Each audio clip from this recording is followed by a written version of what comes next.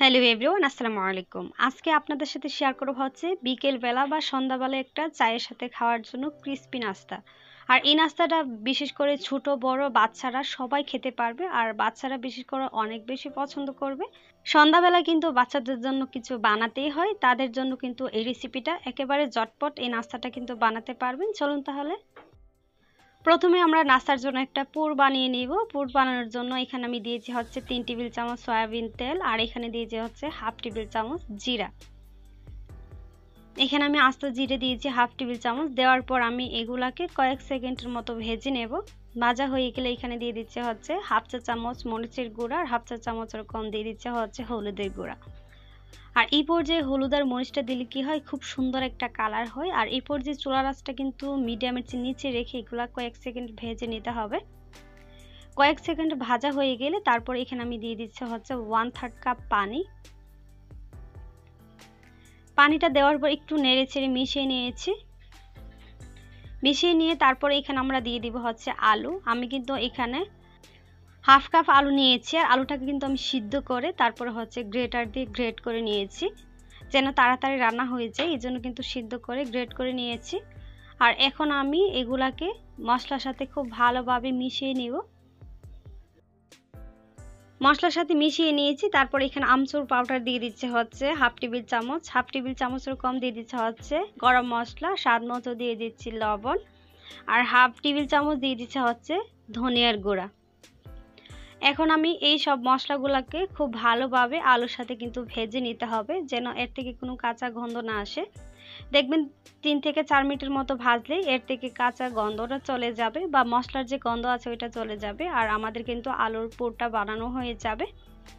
এই যে দেখেন আলুর পুরটা কিন্তু বানানো হয়ে গিয়েছে, উঠিয়ে সাইডে রেখে দিয়েছি। আর এদিকে আমি নিয়েছি হচ্ছে 2 টেবিল চামচ সুজি, আর এখানে স্বাদ মতো দিয়েছি হচ্ছে লবণ, আর এখানে দিয়ে দিচ্ছি হচ্ছে পানি।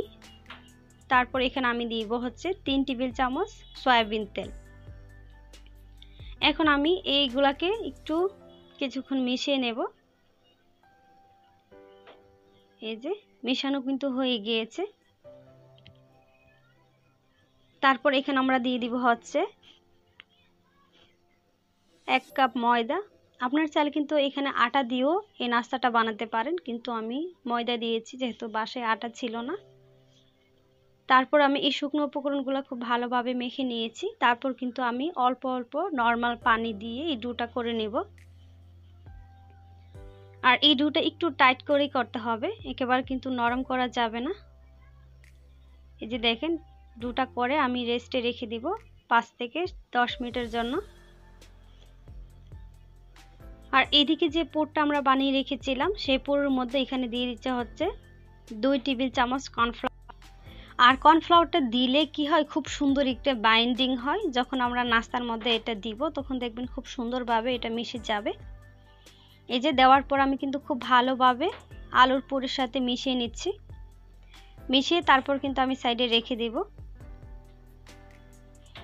5 থেকে 10 মিনিট পর আমি ফিরে আসলাম। দেখেন ডোটা কতটা মসৃণ হয়ে গিয়েছে, আর অবশ্যই কিন্তু করে রেখে দিতে হবে, দেখবেন মসৃণ হয়ে যাবে। আমি ঢেকে রেখে দিয়েছিলাম। তারপর এখান থেকে আমি 2টা ডো করে নেব, যেহেতু আমি এখান থেকে 2টা রুটি বানাবো। 2টা রুটি বানিয়ে আমি কিন্তু নাস্তাগুলো বানাবো। এই যে আমি কিছুক্ষণ ডোটাকে একটু মথে নিচ্ছি। মথে নিয়ে তারপর এখানে আমি কিছুটা ময়দা লাগিয়ে নিব। ময়দা লাগিয়ে তারপর কিন্তু আমি একটা রুটি করে নেব। আর রুটিটা কিন্তু একেবারে গোল হবে না, একটু লম্বাটে হবে। এই জন্য একটু লম্বা করে কিন্তু রুটিটা বেলতে হবে। আর একেবারে পাতলা করা যাবে না, আবার একেবারে কিন্তু ভারীও রাখা যাবে না। এই যে দেখেন আমার রুটিটা কিন্তু একটু লম্বাটে হয়েছে। আর যেহেতু এদিক দিয়ে একটু বাঁকা, তাই আমি 2 সাইড দিয়ে কিন্তু কেটে ফেলে দেব। এই যে কেটে ফেলে দিয়েছি। ফেলে আমি এখন রুটির মধ্যে একটু পানি লাগিয়ে নিচ্ছি। রুটির চারপাশ দিয়ে কিন্তু একটু পানি লাগিয়ে নিতে হবে, যেন আমরা আলুর পুরটা দিলে খুব সহজেই এটার সাথে লেগে যায়। এই জন্য কিন্তু একটু পানি লাগিয়ে নিতে হবে। পানি লাগানোর পর তারপর আমরা যে আলুর পুরটা বানিয়ে রেখেছিলাম সেই আলুর পুরটা কিন্তু এখন দিয়ে দিব। এখন আমি হাত দিয়ে দিয়ে আলুর পুরটাকে কিন্তু খুব ভালোভাবে লাগিয়ে নিতে হবে রুটির মধ্যে। এই যে দেখেন হাত দিয়ে কিন্তু রুটির মধ্যে লাগিয়ে নিয়েছি, আর খুব সুন্দরভাবে কিন্তু লেগে যাবে। লাগানো হয়ে গেলে তারপর কিন্তু আমি এই সাইডে একটু পানি দিয়ে দিচ্ছি। পানিটা দিলে কিন্তু খুব সুন্দরভাবে লেগে যাবে। তারপর কিন্তু আমি ফোল্ড করে নিচ্ছি।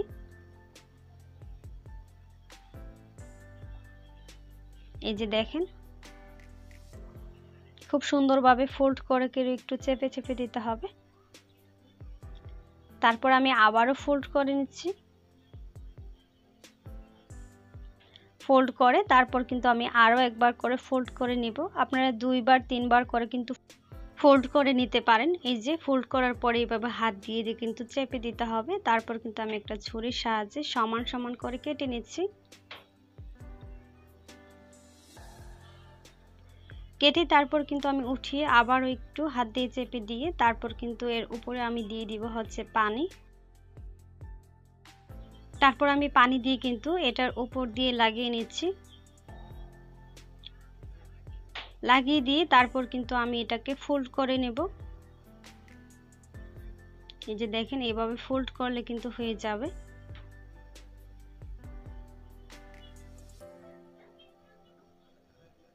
এইভাবে করে করে কিন্তু আমি ফোল্ড করে নিয়েছি। ফোল্ড করে নিয়ে তারপর এটাকে আমি নিচ দিয়ে দিব। দিয়ে তারপরে আমি হালকা একটু চাপ দিয়ে দিব। একটু চাপ দিলে কি হয় দেখবেন যে আর খুলে যাবে না। আর একটু চাপ দিয়ে তারপর আমি উঠিয়ে নিচ্ছি। এই যে দেখেন এরকম ভাবে কিন্তু আমি সবগুলা নাস্তা বানিয়ে নিব। আর নাস্তাগুলো কিন্তু দেখতে যতটা কিউট আর খেতেও ভীষণ মজার। বিশেষ করে বাচ্চাদের এই কিউট নাস্তাগুলো অনেক বেশি পছন্দ করবে। তারপর আমি একটা প্যান বসিয়ে এখানে দিয়ে দিচ্ছি হচ্ছে তেল। তেলটা যখন একটু গরম হয়ে আসবে তখন কিন্তু আমরা এখানে দিয়ে দিব নাস্তাগুলোকে। আর একেবারে হাই হিটে গরম করে কিন্তু কখনোই নাস্তা ভাজতে যাবেন না, তাহলে দেখবেন যে নাস্তাগুলো ফুসকা ফুসকা পড়ে যায় আর নাস্তা ভাজার পরে দেখতে একেবারেই সুন্দর হয় না আর একেবারে শক্ত হয়ে যায় ভাজার পর। তাই তেলটা যখন হালকা একটু গরম হয়ে আসবে তখন কিন্তু আমি নাস্তাগুলো দিয়ে দিয়েছি। দিয়ে আমি 4 থেকে 5 মিনিটের মতো এক পিঠ কিন্তু ভেজে নিয়েছি। আর এই পর্যায়ে চুলার আঁচটা মিডিয়ামের মতো রেখে তারপর কিন্তু এগুলো ভাজতে হবে। হাই হিটে যদি ভাজতে যান তাহলে দেখবেন যে ভিতর দিয়ে হবে না আর উপর দিয়ে পুড়ে যাবে। এভাবে করে করে কিন্তু আমি 2 পিঠই নাস্তাগুলো ভেজে নিয়েছি। যে দেখেন 2 পিঠ কিন্তু খুব সুন্দরভাবে ভাজা হয়ে গিয়েছে।